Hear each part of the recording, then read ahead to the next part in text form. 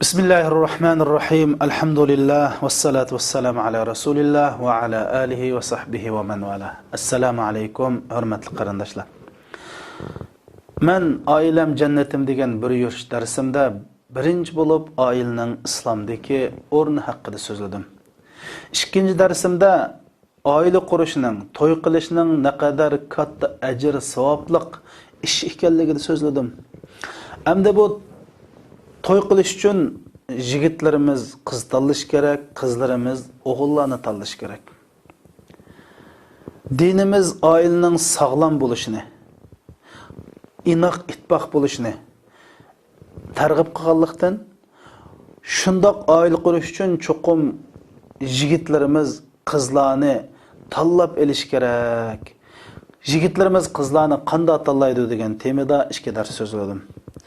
5-chi darsimda qizlarimizmi yigitni qanday tanlaydi, o'zi tegmoqchi bo'lgan yigitlarda qanday shartlar tepilish kerak bu haqida so'zladim. Bugunmi mush oila aloqador darsimni so'zlayman.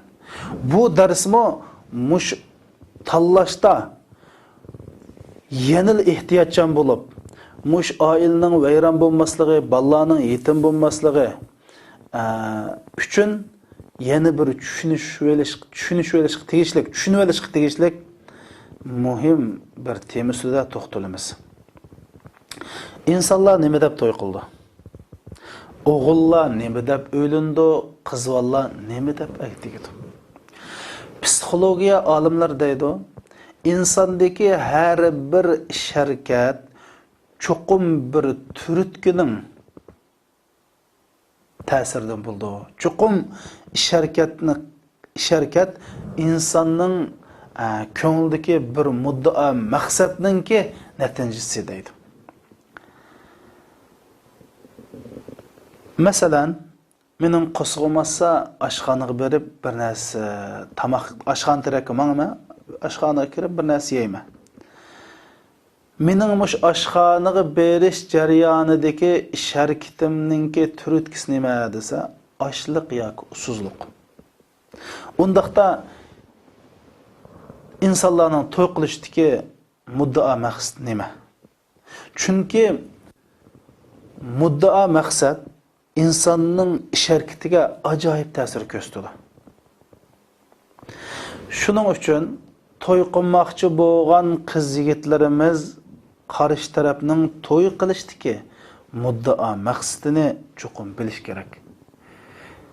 Yigit uylanmoqchi bo'lsa, o'zi to'y qilmoqchi bo'lgan qizning to'y qilishdagi muddao maqsad nima? Buni bilish kerak. Qizlarimizmi tegmoqchi bo'lgan vaqtida cho'qim tegmoqchi bo'lgan yigitning to'y qilishiga turtki bo'lgan omil nima? Nima deb necha yuz qizlarning orasidan ash qizni tanlab oldi? Buni bilish kerak. Hamda muddao maqsadni bilgandan keyin, meni u yigitning to'y qilishga muddao maqsadni bilgandan keyin, qiz taraf shu muddao maqsadning hosil bo'lish sharoitini yaratsa, bu yigit nayati o'zining to'y qilganligidan xo'shal his qildi, baxtli his qildi. Shunday qilib yigitmi shu?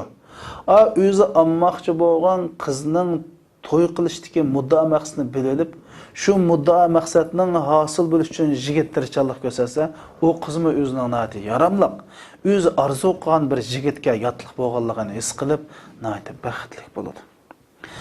Shu islom tarixida bir katta olim o'tgan. Bu odamning ismi Qozi Shurayh deb ataldi. Ali raziyallohu anhuning davrida qozi bo'lgan, 70 yil qozi bo'lgan bir zot. Bir kunsi bir katta olim qishga kelib so'radi. Oilang qandoq?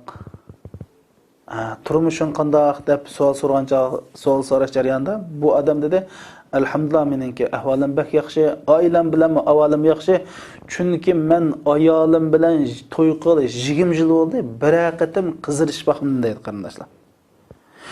Shuning bilan bu olim hayron qilib, bu qanday gap desa, men shu bir kız bilan uylandim. Uylanib, şondan to'yimiz bo'ldi. Hujrimizga kirdik.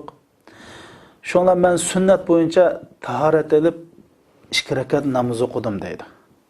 Qarasam men olgan qizmi, men olgandek shundoq bir yaxshi taharatni elib, men o'qgandek namozni samimiy 2 rakat namoz o'qibdi, ko'nglim bir xil xo'sh bo'ldi deydi. Şundan bilan yana sünnet boyunca hamda şu ammoqchi bo'lgan qizning to'y qilgan oqshimi peshonasiga qo'limizni qo'yib turib o'qiydigan bir duo bor. Shu duoni o'qay deb shunda qo'limni uzatsam, palani azroq gapim bor. Gapimni angladi dedi. Nima deydigan desam, bu qiz rasmiy oshno nutq so'zlagandek alhamdulillah vassalatu vassalamu ala rasululloh deb rasmiy bir so'zni boshladi. So'zida palani. Hamda Allah ikimizning rizqini qo'shibdi. Hamda sening fuqaralaring ichida, sening qabilaning ichida sana mas nurg'un qizlar bo'lishi mumkin. Lekin Alloh meni sang nasib qildi. Meningmi o'zimning tuqqanlarimning ichida, o'zimning qabilasining ichida men maskagidek nurg'un yigitlar bordi. Lekin Alloh ikimizning rizqini bir yoqqa qo'shibdi. Sen men nisbatan yot, men sen nisbatan yot. Chunki ikkimiz mushundaq tuqqanlarni tanishishdan to'y qildik. Shuning uchun ikkimiz bu turmushni boshlashdan burun mening sendan bilib oladigan bir natijalarim bor. Sen nimani yaxshi ko'rsa, nimani yomon ko'rsa, mening qaysi qo'shnilar bilan aralashib, qaysi qo'shnilar bilan aralashmaydigan yaxshi ko'rsa, deb bu odamning nimani yaxshi ko'rdi, nimani yaxshi ko'rmaydi, o'zining ayolining qandoq ayol bo'lishini orzu qildi. Mushu vaqtda bir necha savol so'radi mendan, shunga menmi rasmiy bir ayolga uchradim, alhamdulillah, aqli hijab joyida ekan deb. Hamda siz bu nurg'un savollarni qo'ydingiz. Agar siz mushu savollar bo'yicha men deb bergan bo'yicha turmush qursangiz, men nima degan baxtlik, sizmi nima degan yaxshi ayol. Agar og'zingiz deb qo'yib amal qilmay so'rab qo'ygan bo'lsangiz, ma gapingiz o'zingizning ziyniga mangdagan gap deb, men tamoqdan manda tamoqni yaxshi ko'raman, tuqqanlardan manda tuqqanlarni, tuqqanlarim bilan manda yaxshi ko'raman, qo'shnilarim bilan palondan aralashgan, palondan aralashmoq chunki palon yaxshi odam, pusan yomon odam deb, o'zimning to'y qilishga maqsad, o'zimning kelgusi ayolining qandoq bo'lganligini dedim deydi. Shundoq qilib biz 20 yil bo'ldi, ayolim shu men yaxshi ko'rgan ishni qildi, yomon ko'rgan ishni qilmaydi, shundan qiziqib baxmadik degan qarindoshlar. Bu Shurayh qozining 20 yillik ayoli bilan o'tgan hayoti mushuna bilan boshlangan. Ham shuning uchun bugungi darsimizdagi muhim 2 nuqta bor. Birinchi nuqta. Mushu qiz taraf bo'lsin, o'g'il taraf bo'lsin, o'zining mangulik hamrohining to'y qilishdagi maqsad nishonini, muddaosini bilib, shu muddaosining hosil bo'lishiga tirishishimiz kerak. Agar undaq bo'lmaydi ekan, masalan, yigit o'zining to'y qilishdagi muddao maqsadiga erishamasa, qanday qiladi? Tuxumdan tukundirib, yo'q yerdan putumoq tepib, xolab xolamay oilada bir xil ko'ngilsizlik paydo qiladi. Qizlarmi shundoq. Çoqum qizmi to'y qilishdagi muddaosidan, to'y qilishdagi maqsad nishonlari bilan, mana shu to'y qilishi turut qo'ygan ish bilan to'y qilgandan keyin bu yigitdan bu narsani topolmasa, oiladan bu narsani topolmasa, yo'q yerdan putoq chiqarib, tuxumdan tukum mindirib degandek, oilada bir xolab xolamay ko'ngilsizlik paydo qildi. Shuning uchun ikki taraf, qarshi tarafning to'y qilishdagi muddao maqsadini bilib, shuning hosil bo'lishiga, shuni qondirishga biz tirishishimiz kerak. Bu birinchi masala. Ikkinchi bugungi darsimizdagi muhim masala, endi to'y qilishda cho'qim bir muddao maqsad bo'ladi dedik. Chunki insonning har qanday bir ish harakati bir nishonsiz, maqsadsiz bo'lmaydi qarindoshlar. Endi nurg'un yigitlarimiz mana to'y qilishdagi maqsad nishonlari to'g'ri bo'lmagan bir maqsad nishonlar bor. Biz bu vaqtda to'xtalamiz. Endi qizlarimizmi shundoq? Qizlarimizmi to'y qilishda to'y qilishdagi maqsad nishonlari amaliyatga uyg'un emas, aqlga sig'maydi. Reallikdan bak yiroq nishon maqsadlarni qilib oladi. Shundan to'y qilgandan keyin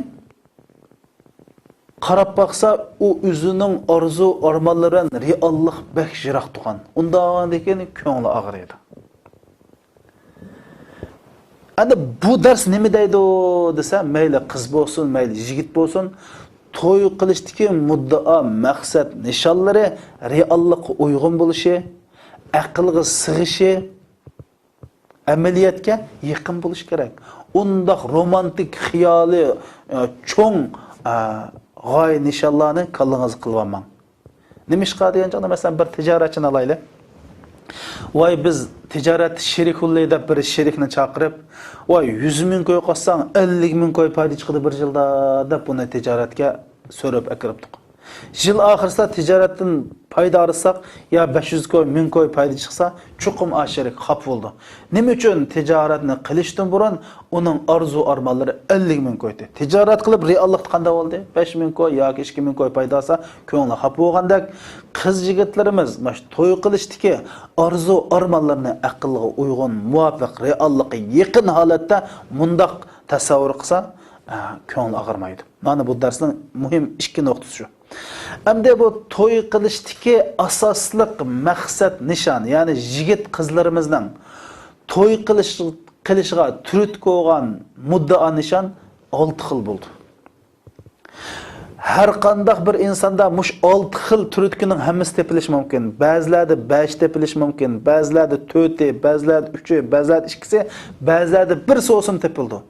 Bu nishonsiz kishilar to'y qilmaydi. Uning birinchisi qarindoshlar, birinchisi nima desanglar, diniy turutga ostida to'y qilish. Ikkinchisi ijtimoiy turutga ostida to'y qilish. Men buning hamma tafsilotini deb beraman.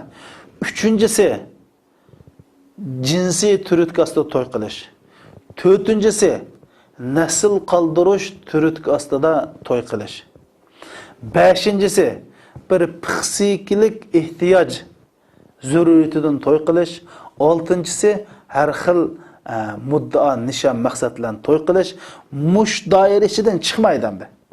Men inshaalloh bu vaqtda hammasini tafsili sizlarga bayon qilib beraman. Nurg'un yigitlarimiz mush diniy turtkisi bilan to'y qildi. Qizlarimizmi ham shunday. Chunki ular biladi. Qur'on o'qigan vaqtida va ankihul ayama minkum was-solihina min ibadikum degan oyatni o'qiydi.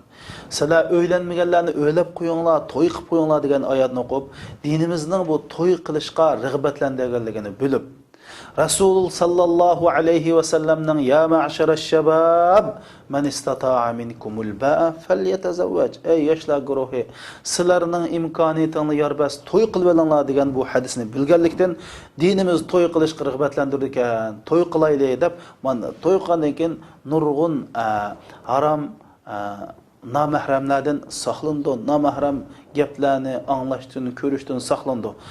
Dini mukammallashdi. Mushu sabablar bilan bular to'y qildi. Nima uchun?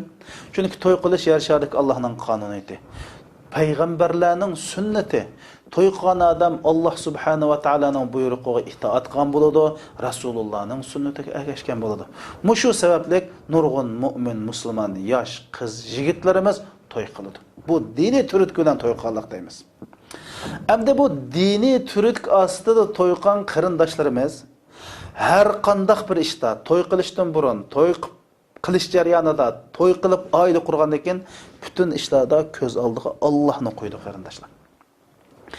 Endi Alloh subhanahu va taolo bir insonni bir insonga o'xshamaydigan qilib yaratdi. Har bir insonda shu insonningki o'ziga xos bir xulqi, mijozi, xarakteri, axloqi, ko'z qarashi, moyilligi, tafakkuri bor.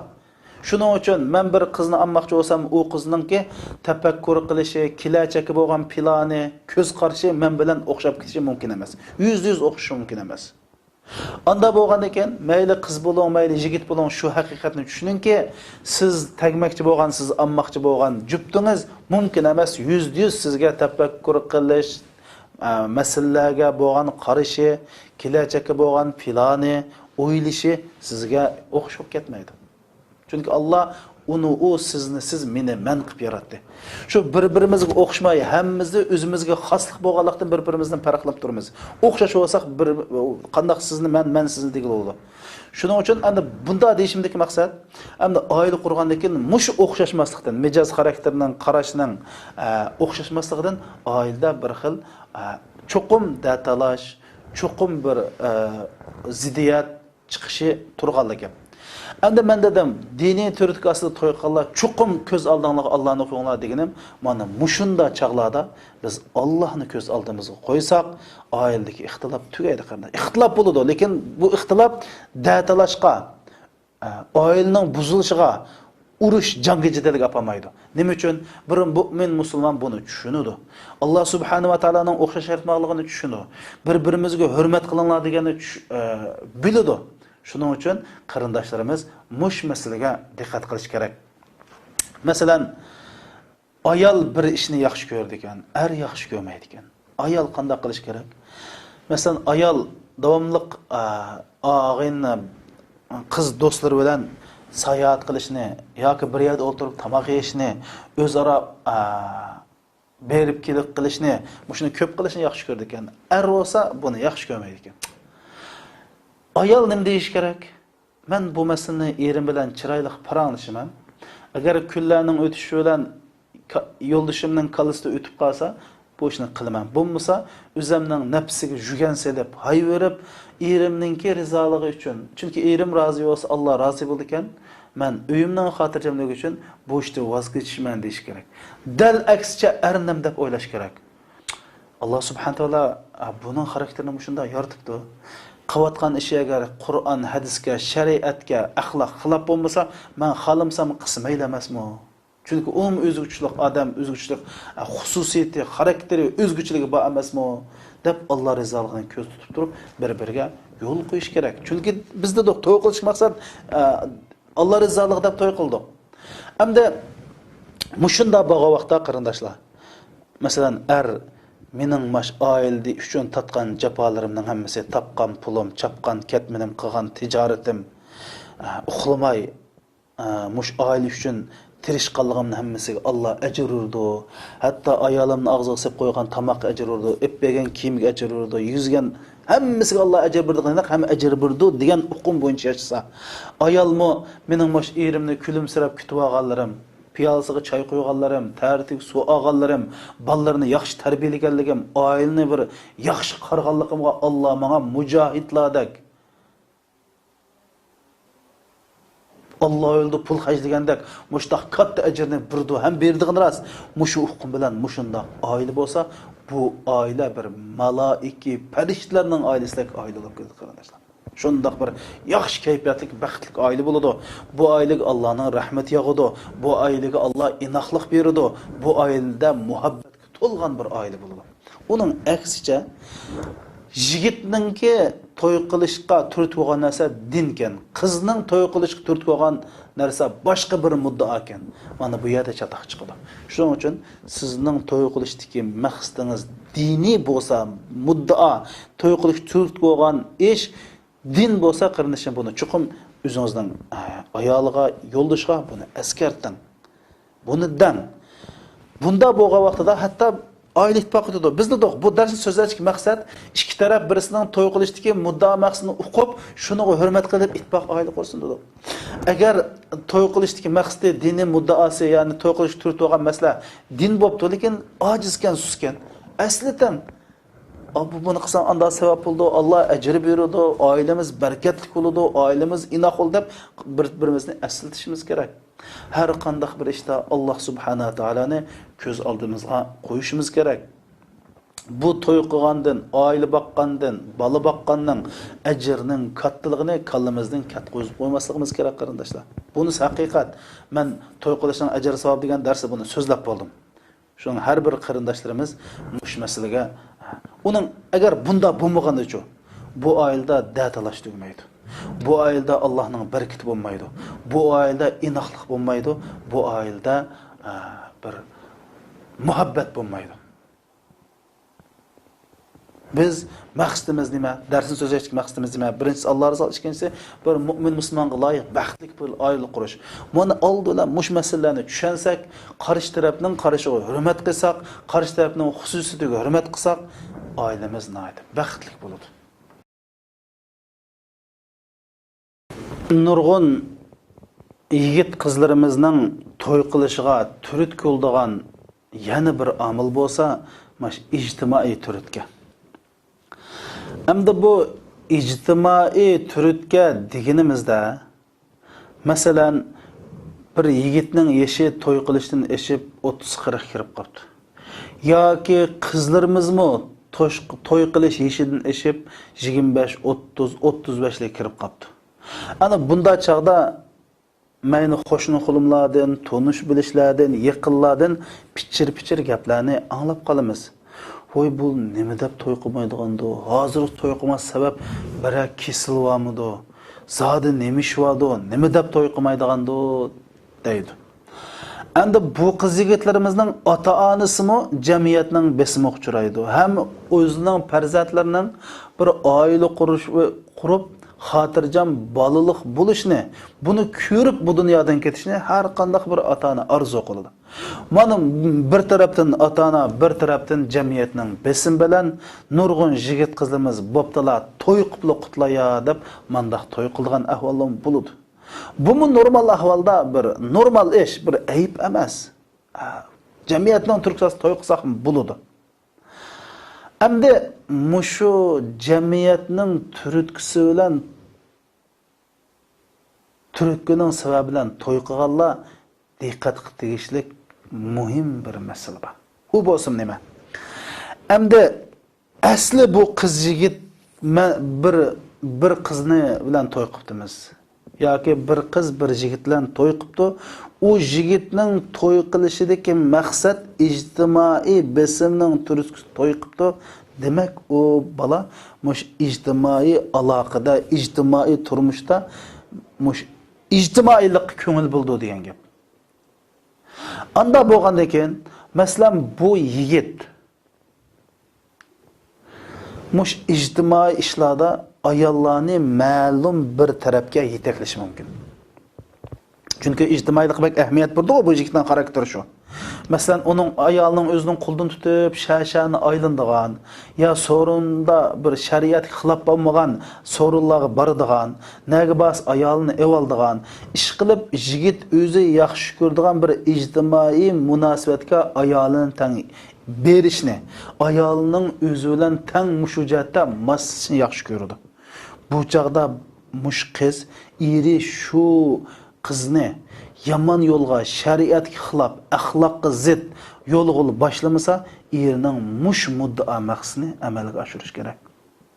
Shundaqla, masalan, eri bu ayoldan palani insonlar yaxshi emas, axloqi nachar, ondan ijtimoiy aloqa qilmasa, qilmaslik kerak. Yani mush yigitning ijtimoiy aloqador ishlarda nemini yaxshi ko'rdi, nemini yomon ko'rdi, nemishlar degan qatorliq ba'zi ishlarni qiz shu yigitningki qarishiga hurmat qilish kerak, shariatga, dinimizga xilofli bo'lmasa.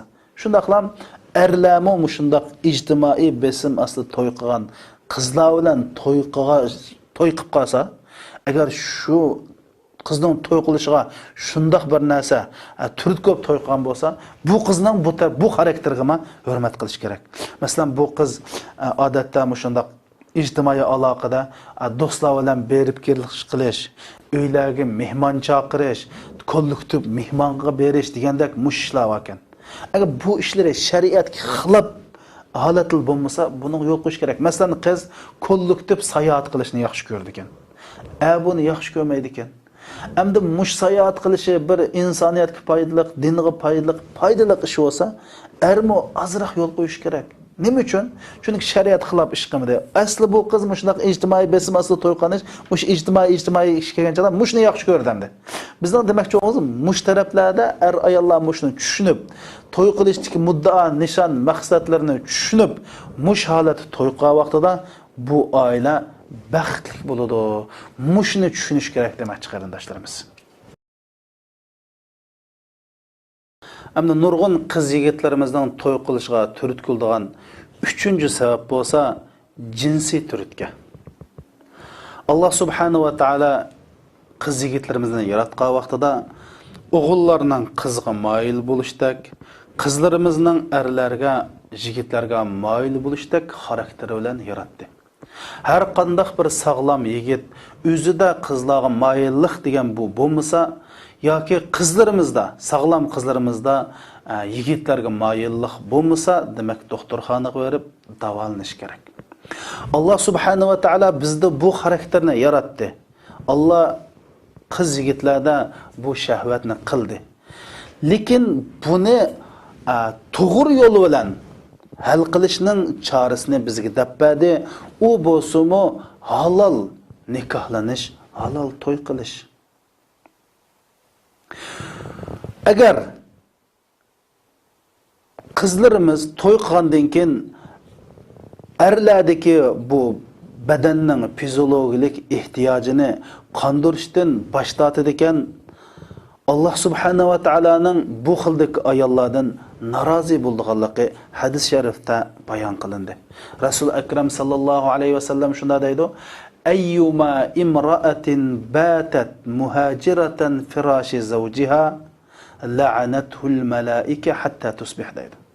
Bir ayol erining yotqinni tashlab uxlabdi deydi. Bunda deganlik, ya'ni eri bu ayoldan kushk talab qilsa, ya'ni o'zining ehtiyoji uchun talab qilsa, bu ayol allaqandaqdir bana sabab ko'stib, buningga unimay uxlab olsa, tong'atqichilik farishtalar bu ayolga la'nat o'qiydi degan.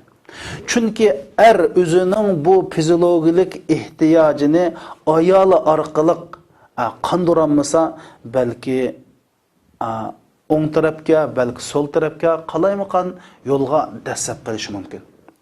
Shuning uchun Allah subhanahu va taala hatta ayollar ba'zi nafli ibodatni mush erlardan so'rish kerak. Masalan, ayollar nafli ro'za tutmoqchi bo'lsa, so'rish kerak degan shu.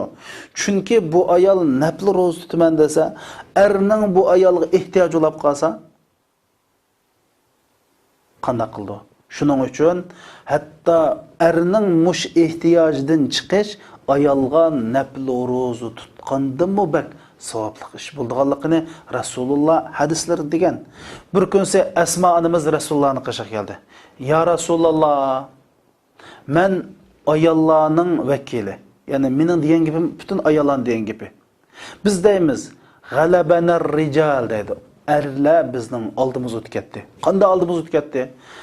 Jamoat bilan namoz o'qish, jumaga qatnashish, Alloh yo'lida jihad qilish va Alloh yo'lida pul mal hajlashdan erlar bizning jiq oldimizga o'tib ketdi.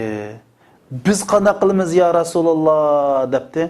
Rasululloh: "Ey Asma, siz qaytib berib ayollarga shunda qo'ying. Sizlarning biringlarning erlarga yaxshi ayol bo'lishi mushuning hammasiga barobar" dedi. Ya'ni ayollarning erlarga yaxshi ayol bo'lishi Allah yo'lida qilingan jihatning, Allah yo'lida qilingan pul xashlashning, jamoat bilan namoz o'qishning va juma o'qishning savobi yaxshi ayol bo'lish ashning hamma savobga erishtirdi dedi qarindoshlar. Shuning uchun ayollarimizning bu jihatda diqqat qilish kerak. Chunki ba'zi erlarning fiziologik ehtiyoji va mush ishdan mushni halol yo'l bilan hal qilaman deb to'y qilish turtib qo'ygan bu ish mushu. Anda bo'lgandan keyin ayollarimiz erlarningki yoki undaq yoki bunda xato yo'lga kirib qolmasligi uchun buningga diqqat qilish kerak. Hatta Rasul akram sallallohu alayhi va sallam hadis sharifda shunday dedi: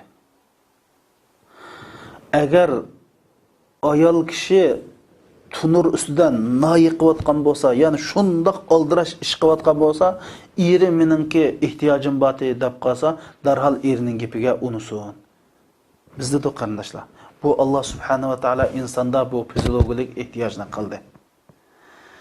Buni qilgan ekan, Alloh subhanahu va taolo buning halol nikohlanish yo'lini hal qilishni qilgan ekan, ayollar mushni qilsa, jihad qanning yaxshi ayol bo'lsa, nurg'un ajr savob, namzuq jamoatlar namzuqan, juma namzuqanning savob bo'ldi deyishi, Allah bu insonni o'zi yaratdi, insonning xarakterini o'zi tushundi. Erlarning mushunga ehtiyoji borligini, ayollarning mushunga ehtiyoji borligini tushungachga, ayol kishi tunun ustida bo'lsa-ma, erninki bu ehtiyojini sen qandurishdan bosh tortma deydi. Mushunning o'zini ibodat deydi qarindoshlar. Mushunning o'zini ibodat deydi. Chunki Ummu Darda onamiz, hammamiz bilamiz, Abu Darda radhiyallohu anhu dağlıq sahabi. O'zining tuzumay, arvang sarvang kiyim kiyib, çaşlarını taramay yurganligini ko'rib birsi, Ummu Darda sang nima bo'ldi desa, voy bu Abu Darda yani erimning ayollarga ehtiyoji yo'q. Ayında kech namoz o'qishidan kunduz ro'za o'tida shuning uchun mashta yurma debdi. Bu ish Rasulullohga yetdi. Rasulullohga yetib, Rasululloh Ummu Darda onamizni chaqirib, siz kiyimingizni ratlik kiyin, o'zingizni o'ngshab yasha deb, ya'ni o'zini o'ngshashga buyurdi. Demak, Rasululloh buyurgan ish yaxshi ish, ibodat demakchi. Abu Dardani chaqirib, sening ustingda Allohning haqqi bo'lgandek, ma badaningning haqqi bor. Badaningning fiziologik ehtiyojini qil demakchi. Badaningga yaxshi kay, yaxshi ya, yaxshi juyub ayollarning bilan birga bo'lib, badanning ehtiyojini qil. Ayollarning sening haqqi bor. Allohning haqqini qanday ado qilsang, ayollarning haqqini ado qilishing kerak. Deb Rasululloh Abu Dardoga bu gapni qildi qarindoshlar. Shuning uchun ba'zi ayollarimiz va bir necha kun dadisining uyiga ketib oldigan, bir necha kun birga ketib olib, voy yeydigan tamoqni tayoq qo'ydim, kiyimlarga dazmol solib esib qo'ydim, hamma ish joyida deb bu hayotlik bo'la emas qarindoshlar. Ma fiziologik ehtiyojni o'ylashimiz kerak. Shuning o'xshash yigitlarimiz ham shundoq. Uyni hammas tayyor, yeydigan tayoq qildim, ishdigan tayoq qilib, kecha-kechalab uy kirmaydigan, safarga chiqib bir necha oy safardan kelmaydigan mundaq ahvollar bor. Shu Umar roziyallohu anhu hatto jangga ketgan askarlarning 4 oyda bir qatim oilasiga qaytib kelishini buyruq qilgan. Hamda Duduq qarindoshlar, biz buni e'tirof qilmay bo'lmaydi. Bu reallik. Alloh bizda ayolda erlarga moyillik yaratgan. Hatto men shu turmushimda nurg'un ayollarning shikoyatini oldim qarindoshlar. Ayollar tilpullarda o'zining erlarining tarafdan faqat erlar o'zini o'ylab, ayolni o'ylamaganligi, erlar o'zining nafsini o'ylaydiganligi, ayollarning buningga bir ehtiyoji borligini o'ylamay, o'zining ishi bo'lsa, mushtaq bir erlardan ayollarning bizar bo'lib, o'zining ajrishkasi bo'lamdi, bo'lmam degan fatvolarni so'rab kelganlar bor qarindoshlar.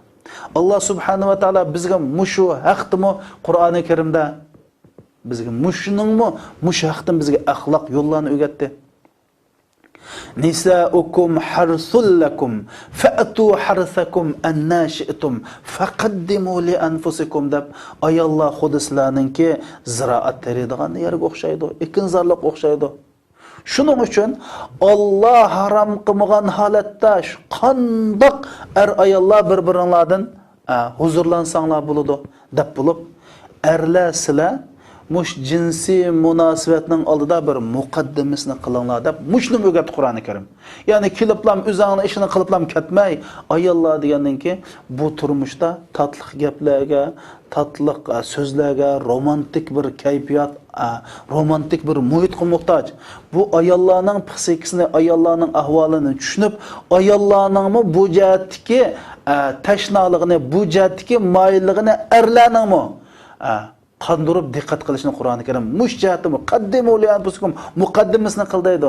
Nurg'un erlar o'zini o'ylab, o'zining bir nafsini, o'zining ehtiyojini chiqib ayollarni xuddi bir uydagi bir ash'arninki ehtiyojini chiqadigan bir uskunning qatorida ko'rdigan manda ahvolar. Bu bo'lmaydi qarindoshlar.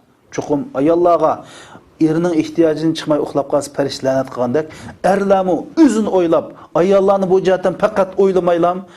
Bunda qilsa, bu erlarga Allohninki rahmati yog'maydi, balkim Allohning g'azabiga uchraydi. Balki ayolning boshqa har xil o'ylab, balki mush ayolning xato yo'lini qilishga arsa bo'lish mumkin. Shuning uchun buni diqqat qilish kerak. Endi bu masaladagi muhim masala bo'lsa, faqat mushu jinsiy ehtiyojini qondiruvchilik to'y qilish bu bo'lmaydi qarindoshlar. Bu bir hayvoniy xislat. Bizda bu diniy yoki ijtimoiy boshqa tarafni o'ylamaylam, mushunda da bir to'y qilsak, statistikaga asoslanganda mushunda to'y qilganlarning 90% ning uyi vayron bo'lgan qarindoshlar. Chunki turmush jinsli emas.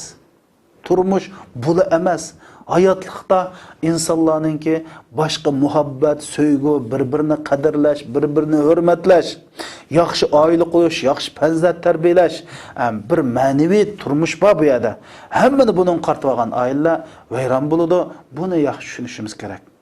Endi bu darsimizning asosli temasi yana kelib, qarshi tarafning to'y qilishdiki to'y qilishiga turtki bo'lgan omilni tushunib, bu omilning amalba amalga ish uchun qarshi taraf, ya'ni hamrohi tirish kerak dedik. Mana muhim nuqta shu. Shuning uchun ayolning mushu jihatdagi ahvolini yaxshi tushunib, shuning hosil bo'lish uchun biz tirishchilik ko'rsasak, oilaning xotirjam, baxtli o'tishiga nihoyat zo'r foydasi bor qarindoshlar. Yana mushu qiz yigitlarimizning to'y qilishiga turtki bo'lgan 4-turtga omil bo'lsa, nasl qildirish. Endi hammamiz bilamiz, insonlar o'zininki mush dunyoda xotirjam yashashini orzu qiladi. O'zining mavjudligini yaxshi ko'radi, o'zining mavjudligining xotirjam bo'lishini yaxshi ko'radi, o'zining hayotining uzun-g'usuzlab davomliligini yaxshi ko'radi. İnsanların hayatının davamlışı için avlad farzand qaldırış kerak. Endi bu farzand qaldırış er ayalda o'xshash bo'ladi. Ya'ni bu bir xil insonning vujudidagi bir arzu. Shuning uchun farzand yo'q oila osonlam vayron bo'ladi. Bo'libmi onalarning ona bo'lish arzusi pek yuqori bo'ladi. O'zining endi bir umoq tatliq bo'lib bolasi ana apa desa yuraklari yayrab ketadi. Hatta şu balla tarat qilsa, mening balam bek tatliq umoq tarat qildi, shu taratdimi huzurlangan ananing qalbi bu. Va mening balamning u necha kun bo'lgan tarat qilmagan, tarat qilib berdi deb xo'shalab ketdi bu ana. Xuddi uyga bir atir chechib, uyning havosi boshqadan mizlik bo'lib ketgandek huzurlanib ketdi. Chunki bu ananing qalbi. Shuning uchun dadalarmi o'zining balasi tunji qitim dada deganda har bir dada deb ingaklarini boshlarini silg'a vaqtida bu boshqacha bir huzur, halovat huzurlandi. Balları cho'ng bo'lib qo'ldagi xizmatni elib, voy dada deb qizlar bir piyola choy akilib, osh etib bersa, xuddi butun olam shuningdek xo'shal bo'ladi. Shuning uchun insonlarda bir nasl qoldirish, avlod qoldirish istiki bilan to'y qildi. Bu biz asl ish. Lekin mening demoqchi bo'lganim bu yerda mushu turtkilan to'y qilgan qiz yigitlar mushu orzusiga erishamay qolsa, o'zini bir baxtsizlik his qilib qoldi. Shuning uchun agar yigitlarimiz to'y qilgan chog'da men to'y qildim, men balliq olmoqchi, lekin 5 yildan keyin 10 yildan keyin deb balliq bo'g'is bor ayollarga shart qo'ysak bo'lmaydi.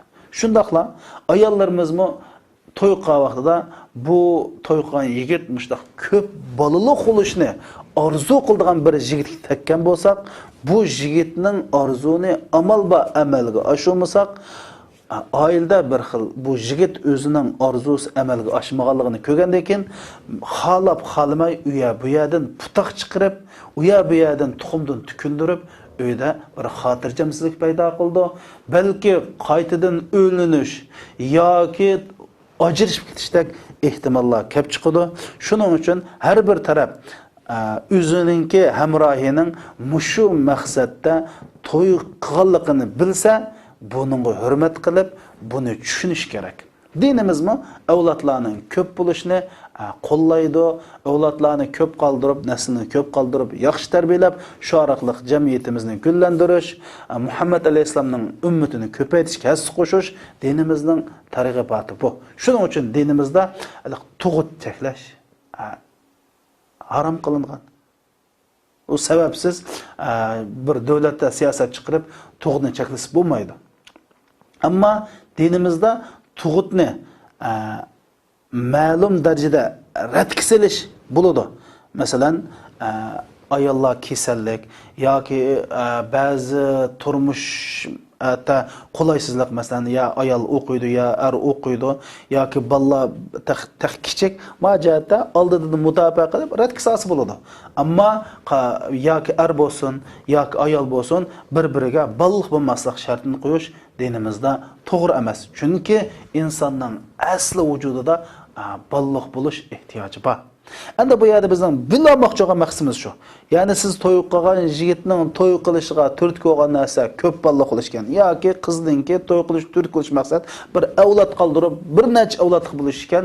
Bunda chaqda siz shuning bilan to'y qilsangiz, shuning rozi bo'lib, shu turtkisini bilib to'y qilgan bo'lsangiz yoki to'y qilib bo'lgandan keyin shu tarafning shu orzusi borligini bilsangiz, shuning hurmat qilib, bu oilani baxtli, saodat bilan xotirjam, ittifoq oila bo'lish uchun shu nuqtaga hurmat qiling va shu to'y qilish turtki bo'lgan muddao nishonning hosil bo'lishiga siz sharoit yaratib bering demoqchi qarindoshlar. Qiz yigitlarimizning to'y qilinishiga, o'ylinishiga turtki qiladigan 5-omil bo'lsa, psixikalik bir turtki qarindoshlar. Inson psixikasi bir turtki va shu turtki sababli to'y qiladi. Biz nimani maqsad qilmoqchi bu psixikalik turtki deganda, birinchisi muhabbat. Inson söýüşke, söýülüşke muhtaç. Nima uchun? Inson nimadan iborat? Mana bu badandan, aqldan, qalbdan iborat. Badanning ehtiyoji nima? Yemek, içmek. Aqlning ehtiyoji nima? Ilm, ma'rifat. Qalbning ehtiyoji nima? Söýüş va söýülish qarindoshlar. Shuning uchun bir inson o'z millat ichida söyleshni yaxshi ko'radi.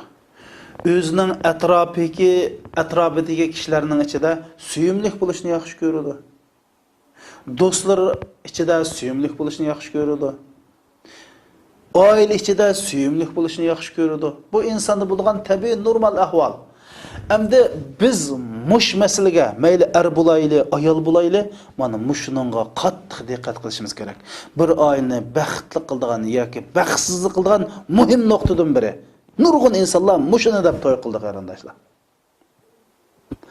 Bu insonningki bir muhabbatga muhtoj bo'lishi, tamoqqa, yemek, ichmakka muhtoj bo'lgandan bak muhtoj. Unda bo'lgandan keyin sizning eng yaxshi ko'radigan adamingiz eringiz bo'lishi, erlarning aldi bilan muhabbatimizni beradigan kishi ayol bo'lishi kerak. Hatto Rasul akram sallallohu alayhi va sallam o'zining eng yaxshi ko'radigan odami Oysha ekanligini butun xalq olamiga dedi. Amr ibn al-As radhiyallohu anhu Rasulullohni qarshi qilib, "Ya Rasululloh, siz hammadan kimni yaxshi ko'rasiz?" debdi. "Men ayolim Oyshani yaxshi ko'raman" debdi. "Men ayollarni demadim, erlardan cho" debdi. "Hammadan Abu Bakrni yaxshi ko'raman" dedi qarindoshlar. Şun Resul Ekrem sallallahu aleyhi ve sellem sizlerinin birinler bir adamni yaxshi ko'rsa men yaxshi ko'rma deb shu odamga bildirsin deydi. Shuning uchun ayollarga yaxshi ko'rsak, men seni yaxshi ko'rma desak, bu nima degan yaxshi ish? Ash Rasululloh siz kimni yaxshi ko'rlar degan vaqtda Oyshani yaxshi ko'rma dedi. Bu gapni Oysha onamiz anlaganda qanchalik naqadar xushal bo'lganligini bilamsizlar qarindoshlar. Shundaqla bizmi ayolimizni yaxshi ko'rganligini boshqalarning orasida ayolimizga desak, ayollarimizmi, erlarimizmi shuni desak, bu nihoyat bir go'zal, yaxshi ish. Hamda ikkinchi shu psixikalik bir to'y qilish turtki bo'lgan masala qadrlanish qarindoshlar. Qadrlanish. Erler özünü qadrlaydigan ayollarni yaxshi ko'radi. Ağaç singillarimiz shuni bilinglar, bu hayotlikda bir oilani beqib, shu bir oilani xotirjam qilish uchun nihoyat tas, oson gap emas bu. Bu moddiy turmushmi nihoyat bir qiyinchilik. Bu erlar sirtda nurg'un jafolarni chekadi. Shulan endi bir uy kelsa, bir issiq joyning tayini yo'q, bir tatliq gapning tayini yo'q. Uydagi u balang ani qildi, ma bola ani qildi, u oldi deb uy kelib bu erlarning texim bakka nervisini charchitib, qon besimini oshursak, er chuqum bu oildan chataq chiqadi. Erlar qadrlashga muhtoj. Uy kelgandan keyin tatliq gap, chiroyli tomoq, o'xshagan tomoq, chiroyli gap, issiq yotqonga muhtoj qarindoshlar. Chunki biz oilam jannatim deyapmiz. Shu oila jannat bo'lishi kerak. Bu sirtda shu oilani boqaman, turmushini qamdayman deb tatmagan jafoni tatib, anglamagan gapni anglab, ko'rmaganni ko'rib uy kirsa, bu ayol nurg'un dard alam bemuj hikoyani yig'ib qo'ygan, uy kirsa ya bir ko'ngli qo'shilmagan, sirti jafo tatgan, mana bu bir ichinishlik. Shundaqla ayollarni taqdirlashga, hurmatlashga muhtoj. Chunki bir atdigandan kechgacha uyda o'ltirib baqing. Bu ayol tamoq etayotgan, uyini tozalayotgan, ballani beqayotgan, kirjiyotgan. Oho, chidab turamaysiz, sabr qilmay uydan chiqsiz qarindishim. Oson ish emas. Shuningga erlarmi ayollarning bu xizmatini cho'qim taqdirlashga, hurmatlashga muhtoj. İkkili taraf bu mesele nihayet muhim buluş. Bu bir ailenin baxtli buluşidagi maxfiy şifr qarindoshlar. Hadi bazı ayollar yoki bazı erlar maşı yolg'izlikdan qochib to'y qildi. Chunki qizlar bo'lsa ota-onasi akalarimiz sirq chiqqan bu qiz uyda qolgan. Yigitlar bo'lsa normal, yeshi ma'lum bir yerga borgan chaqda o'zining bir yolg'iz qolganligini, bir sirdoshga, bir hamroga muhtoj bo'lganini his qildigan tabiiy bir normal ahvol. Bu yigitlar biz shu maqsad to'y qildi. Ana bunday vaqtda yigitlar to'y qilib uzoq o'tmaylam shu uydan chiqib qolgan, uy xuddi bir yotoq yoki tomoq yeydigan oshxona, nega borsa ishim bor, chiqib qolgan, soat 10-11 gacha uy kirmagan. Bunda bo'lgandan keyin bu uyda chuqum bir xil xolamay datalash paydo bo'ladi. Bu oilaning vayron bo'lishini keltirib chiqadi. Ayollarimiz shundoq. To'ydan to'yga, choydan choyga, onasining uyiga ketib qolgan. Bir uy kirsa, talada yolg'iz, uy kirsa uningdan yolg'iz, shundan asta boshqa yerga o'zini to'g'rilaydi. Yoki bu yolg'izlikni boshqa bu tapamagan hamroydan tapamagan bu unsi ulfatni sirtin izlaydi, oildan mushunda chatoq chiqadi qarindoshlar. Shuning uchun bu masalaga mo diqqat qilish kerak. Qiz yigitlarimizning to'y qilishiga turtki bo'lgan 6-turtki bo'lsa, g'ayri normal turtki qarindoshlar. Bundaq deyishimiz ba'zilar normal bo'lmagan bir turtki ostida to'y qiladi. Endi bu turtkilar mayli qizda mayli yigiti bo'lsa, buni darhol o'ngshash kerak. Shularning birisi ba'zilar pul molni maqsad qilib to'y qiladi. Ya'ni bu odam bu yigitning puli jeqkan. Bu yigitninki dadisi boy ekan, oilasi boy ekan deb to'y qiladi. Bu yaxshi emas. Chunki Rasululloh iza ja'akum man tardawna dinahu va xulquhu fazawiju dedi. Sizning qizlaringning qishiga axloqi yaxshi, dindor, iymonli odamga to'y qilinglar dedi. Chunki pul ketadi. Boylik ketadi. U boylik bir odamda turaveradigan ish bo'lib qolsa, yana bir odam qanday boy bo'ladi? Pul degan uningdan buningga yutkilib turdi qarindoshlar. Shuning uchun pulni deb to'y qilsak, bu oilada barkat bo'lmaydi. Bu oilada muhabbat bo'lmaydi. Ay pulni deb takkan xonim og'iz buning uchun to'ydi qarindoshlar. Men bir kishi maslahat so'rab keldi ustozdan. Mushundoq bir pulliq bir yosh qizimni so'rab kelibdi. Qanday qilsam bo'ladi ekan? Ustoz bunga javob berdi. Men sana Payg'ambar alayhisalom nasihatini qilaman. Agar dindor bo'lsa, axloqli bo'lsa, bo'lmas bermadi ekan, bu dada uni deb bunda pulni deb bu qizni berib qo'ydi. Saq 17 kundan keyin xatini berdi qarindoshlar. 17 kun xotin qilib xatini berdi. Chunki bechora pulni tamo qildi, puldan asli yo'q, qizni 17 kundan keyin tashladi taloqqa chiqib. Bunda ishlajaq. Biz nurg'un qiz o'quvchilarga nasihat qildik. Pulni deb tagdi, ani ay pulga zodi buni qo'liga to'yib, tillab har xil haqoratlar bilan maynatgan, osh etolmaydi ekan, tomoq etolmaydi ekan deb ko'chaga chiqib tashlayotgan qizlarni biz bilamiz qarindoshlarimiz. Shuning uchun bir qizni mo'misi shunda chiroyli, shunda axloqli, shunda dindor qizni bir odamga berdi. Pulni dabla bergan aniq, chunki u odam amaliyotda tuzuk, mangolmaydigan bir odam. Qanday qildi desa, to'y qilib bir bola qo'yganda eri o'ldi. Pulning hammasi qanas besib yotdi. O qizga bir mo'cham berdi, bechora qiz talada qoldi. Pulni deb to'y qilish hech qanday bir erga, hech qanday bir ayolga yarashadigan ish emas. Rasul akram sallallohu alayhi va sallam mush dinni, axloqni o'lcham qilishga bizga buyurgan. Shundaqla ba'zi yigitlarimiz pul va ayolni deb to'y qildi. Maqsad pulda. Shuning bilan pul bo'lgandan keyin bu ayolni tanlamay, pulni tanlaganlikdan bu oilada baxtli bo'lmaydi. Chunki hayotlik pul emas, moddiy emas, ma yurak, qalb, ma'naviy bir narsa bor odamda. U to'yilmasa inson mumkin emas, baxtli bo'lmaydi. Mana mushundaq mushunda deb olgan erlar mangu baxtli bo'lmaysa, mushundaq maqsad sinib qolgan ayollar u sini yaxshi ko'rmaydi, pulni yaxshi ko'radi, pul degandan keyin sanatni ko'chaga tashlaydi. Ba'zilar mushu obro'yliq oilaning qizini elib o'zini obro'yliq qilishga berildiganlar bor. Ya'ni uning nasibini yoki o mashhur odamdan qizlarni elib mashhur bo'lsa, bumi xato bir to'y qilishdagi xato muddao qarindoshlar. Men bir xabarda o'qib qoldim.